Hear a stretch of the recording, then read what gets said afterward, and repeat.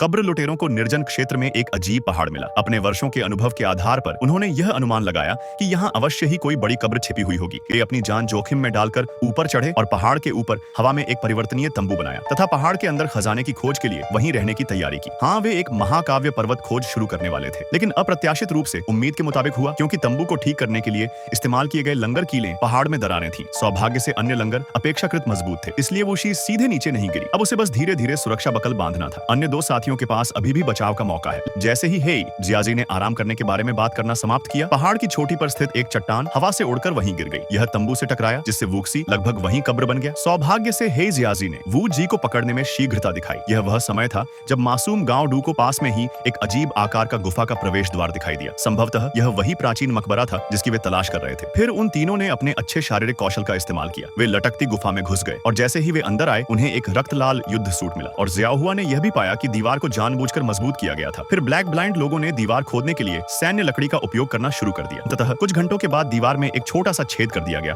और परिणाम वैसा ही निकला जैसा कि अपेक्षित था, जैसा कि उन्होंने उम्मीद की थी। कमरा सफेद हड्डियों से भरा था जो दीवारों पर अरहतों के ढेर की तरह पड़ी थी। वो छेद को बड़ा किया और अंदर चले गए। अंदर का दृश्य और भी भयावह था, क्योंकि वहां अनगिनत भूरे रंग के जार थे और बाहर केवल बाल ही तैर रहे थे। गति तुरंत कई स्तर बढ़ गई। बेशक वूशी इससे अपरिचित नहीं था, क्योंकि उसने और अनिंग ने इस तरह के जार को तब देखा था जब वे तामतुओं में थे। जार गलती से टूट गया और परिणाम स्वरूप पहचान राजाओं का एक समूह मुक्त हो गया, जिसने लगभग पूरी सेना को खत्म कर दिया। वूशी इन जार को समझता है। इस बात की प्रबल संभावना थी कि अंदर एक मान्यता राजा छिपा हुआ था, इसलिए सुरक्षा कारणों से उसने सुझाव दिया कि वे तीनों एक एक करके अंदर जाएं। यदि इस प्रक्रिया के दौरान कोई दुर्घटना घटित हो जाए तो उसे इस बात का कोई अंदाजा नहीं था कि यह तंत्र हे जियाजी और जियाहुआ के लिए एक छोटी सी चाल थी, क्योंकि